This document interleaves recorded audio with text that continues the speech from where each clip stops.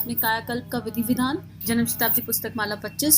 बहुत ही सुंदर स्वाध्याय, हृदय में एक करंट दौड़ाने वाला स्वाध्याय, एक भाव दौड़ाने वाला स्वाध्याय। परम पूज्य गुरुदेव वंदे माता जी का स्मरण करते हैं, गुरु शक्ति का स्मरण करते हैं और उनसे प्रार्थना करते हैं कि हमारे अंदर भी वो करंट दौड़ जाए और हम अपने कायाकल्प के लिए तैयार हो जाएं। तो अपने हृदय में गुरु चरणों को इमेजिन कीजिए, विजुलाइज कीजिए, गुरु चरणों पर फूल चढ़ाइए और एक गायत्री मंत्र से समर्पण की प्रार्थना कीजिए कि हे परमात्मा, हमारे अंदर भी वो समर्पण जागृत हो जाए कि हमारा कायाकल्प हो जाए, जैसे आप चाहें उस तरह हो जाए। ओम भूर्भुवः स्वः तत्सवितुर्वरेण्यं भर्गो देवस्य धीमहि धियो यो नः प्रचोदयात्।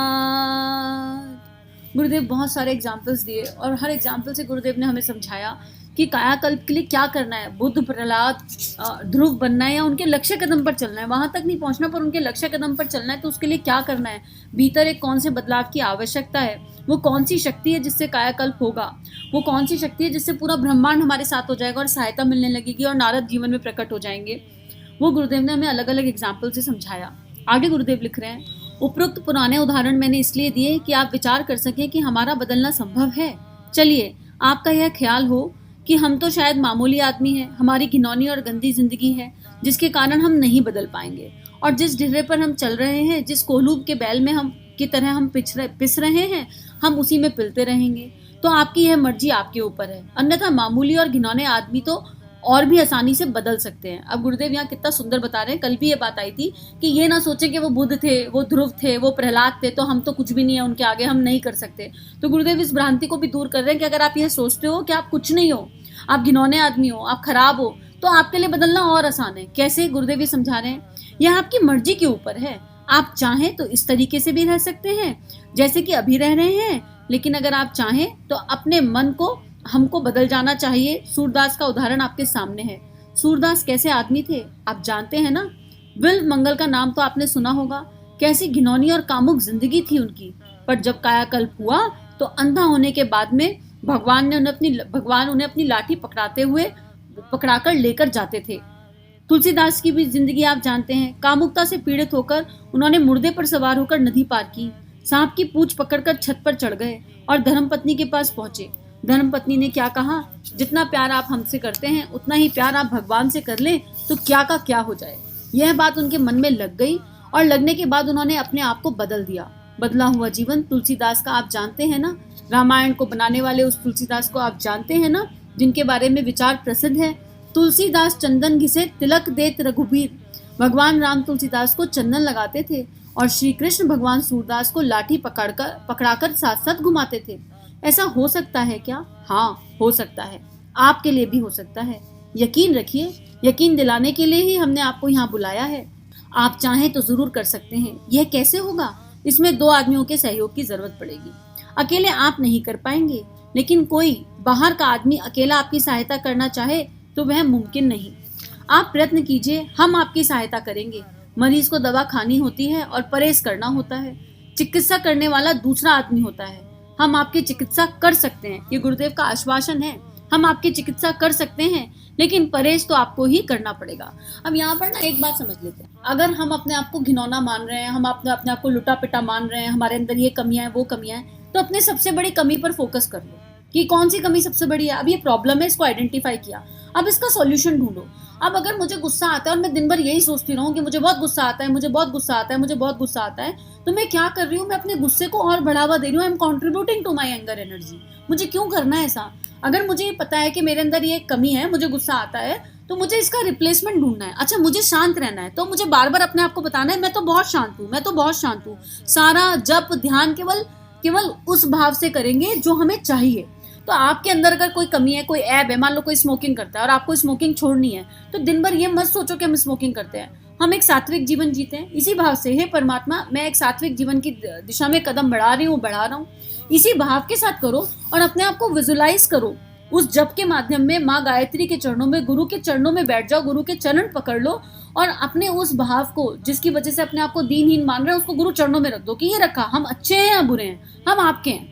ये रही हमारी सारी बुराइयां आपके चरणों में और ये रही हमारी सारी अच्छाइयां आपके चरणों में। हमारा कुछ हम में है ही नहीं।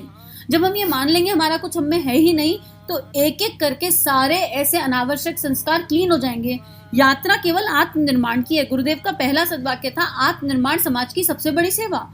जिसका आत्मनिर्माण हो गया वो अपनी आत्मा के निकट आ गया, और आत्मा स्वयं प्रकाशित है, आत्मा जीवंत है, जागृत है। आत्मनिर्माण हो गया तो आत्मा के बराबर आ गए, आत्मा के पास आ गए, आत्मा के प्रकाश में डूब गए, आत्मबल जागृत हो गया।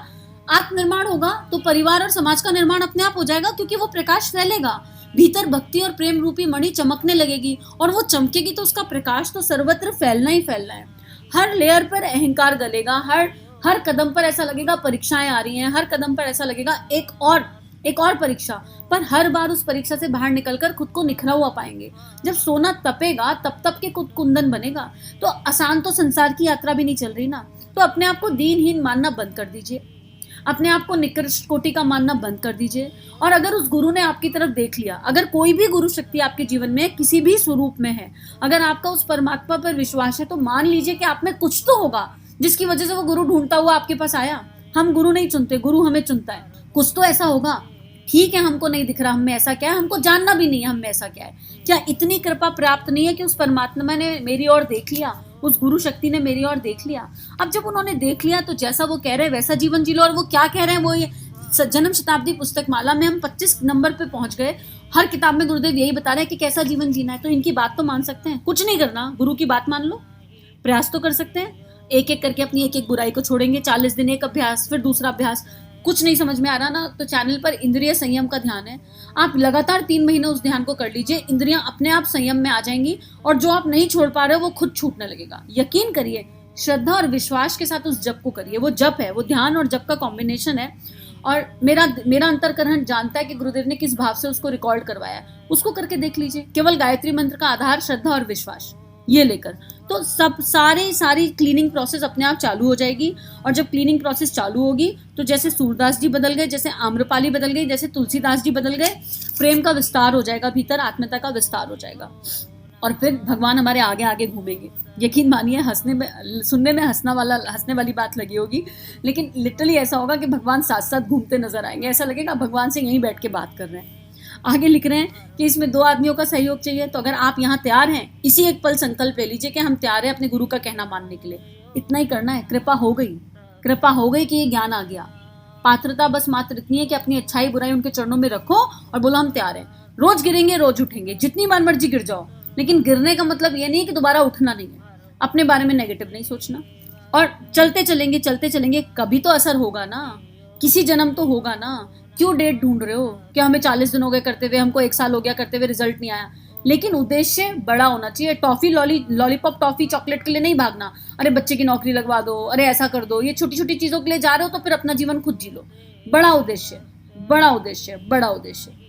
अपने हित का उद्देश्य, समाज के हित का उद्देश्य, आत्मनिर्माण का उद्देश्य लेकर चलेंगे तो चीजें अपने आप घटित होंगी। फिर ये छोटी छोटी चीजों की टेक केयर भगवान अपने आप कर लेते हैं, फिर कुछ करना नहीं पड़ता। आगे गुरुदेव लिख रहे हैं, आपने देखा होगा कि अंडा किस तरह फूटता है। मुर्गी के पेट से अंडा निकलता है। मुर्गी की दया ना हो तो अंडा कहाँ से आएगा?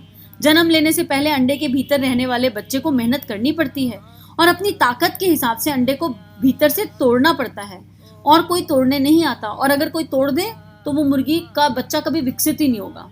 तो डिपेंडेंट जीवन नहीं जीना है, अपने हाथ पैर मारने हैं, लगातार मारने हैं, लगातार प्रयास करते जाएंगे बिना फल की इच्छा किए। जब आना होगा, मैनिफेस्ट होना होगा तो हो जाएगा फल। आपने देखा होगा कि जब बच्चा बाहर आता है तो अंडे के भीतर बैठे उस चूजे को मेहनत करनी पड़ती है। अपनी ताकत से वह अंडे में दरार डालता है और फूटकर बाहर निकल पड़ता है। यह मेहनत उसकी अपनी है। अंडे को मुर्गी जन्म देती है, छाती से लगाकर पालती है, सेती है, सब काम मुर्गी का है। लेकिन उस अंडे को चूजा बनने के लिए उसे तोड़कर बाहर आना ही पड़ता है। भ्रूण तो माता ने ही बनाया, पेट में रहे हुए गर्भ को खुराक माता ने ही दी, दूध माता ने ही पिलाया, लेकिन पेट से निकलने की ताकत, मेहनत तो पेट में रहने वाले बच्चे को ही करनी पड़ती है। अगर पेट में रहने वाला बच्चा इनकार कर दे कि हम तो बाहर ही नहीं निकलते, धक्का मुक्की नहीं करते, तो फिर डिलीवरी हो ही नहीं सकती। बाहर निकलने के लिए पूरी की पूरी जिम्मेदारी उस बच्चे के ऊपर है जो पेट में बैठा हुआ है। प्रसव तो माता ही करती है, दर्द तो माता को ही होता है, पर जब तक बच्चे की ताकत हुकूमत काम नहीं करती, उसके पहले या पीछे उसे जन्म नहीं दे सकती। कितना खूबसूरत एग्जाम्पल है। एक माता का क्या ही दर्द होता है प्रसव के समय, कितनी हड्डियां टूटने के बराबर दर्द होता है, लेकिन बच्चे के सहयोग के बिना तो प्रसव भी नहीं हो सकता। कितना खूबसूरत एग्जाम्पल है। तो अगर हम इतना भी नहीं कर सकते कि तड़प तड़प के बुला लें और जो कह रहे हैं उसे करने का प्रयास करते रहें, और तब तक प्रयास करें जब तक रिजल्ट ना आ जाए, जब तक मैनिफेस्ट ना हो जाए, चाहे कितने ही साल लग जाएं, और पीछे ना जाएं। आप यकीन मानो, अगर आप आज यात्रा शुरू कर रहे हो ना, तो एक डायरी बना लेना अपनी आध्यात्मिक यात्रा की, और रात को सोने से पहले देखना कि आज मेरे जीवन में कोई परिवर्तन आया। अगर आपको दिखता है 0.001 परिवर्तन है तो लिख लो 0.001 परिवर्तन। एक साल बाद रोज लिखना अपने परिवर्तन को, आज मुझ में क्या परिवर्तन आया, आज मेरे अंदर क्या खास है और क्या रह गया परिवर्तन के लिए। छोटा लाइनर, इसमें बहुत समय नहीं लगाना। साल भर बाद आप वो डायरी पढ़ोगे ना, तो आप देखोगे कि आप 20, 30, 40, 50% चेंज हो गए हो, आपको बहुत सारे चेंजेस मिलेंगे। प्रॉब्लम वहाँ आती है जब हमारी अपेक्षाएं बहुत ज़्यादा हो जाती हैं। अरे हम तो 1 साल से गुरु जी का ध्यान कर रहे हैं, हम तो गायत्री माता का ध्यान कर रहे हैं, कुछ अंतर नहीं आया। ऐसे कैसे अंतर नहीं आया? अंदर की सफाई हो रही है, लेकिन हमारी अपेक्षाएं ऐसी है कि 80% बदल जाएं। कचरा इकट्ठा करते हुए सालों जन्म का कचरा इकट्ठा कर रखा है अंदर, तो उस जन्म जन्मांतर के कचरे को निकालने के लिए कुछ तो समय देंगे ना। हम कहाँ को भागना चाहते हैं, और जब भगाने का समय आएगा तो गुरु शक्ति ना रथ वो लेके खड़ी है, हंटर लेके खड़ी है, प्यार वाला, और ऐसे भगाएगी हमको पता भी नहीं चलेगा कि यात्रा में एक्सीलेटर कब लग गया। लेकिन पहला कदम हमें खुद उठाना पड़ेगा, और वो कदम उठाने का समय आज ही है, इसी एक पल है। इसी एक पल को एक अच्छी आदत उठाएंगे, अपने आप को चेक करेंगे, एनालाइज करेंगे, चेकलिस्ट बनाएंगे।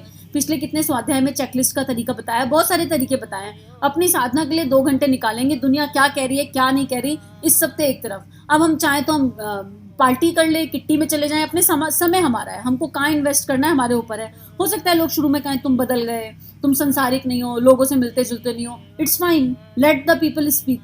लेकिन जब तक अभी एक ना ठाकुर का एग्जाम्पल आता है कि जब हम नया पौधा लगाते हैं और वो जब पौधा निकल कर आता है ना, उस समय उसको बहुत सारा संरक्षण देना पड़ता है। कच्चे, क्योंकि पौधा है, छोटा सा है, नन्नू सा है, तो हवाएं आएंगी, आंधी आएंगी तो वो उखड़ के गिर सकता है।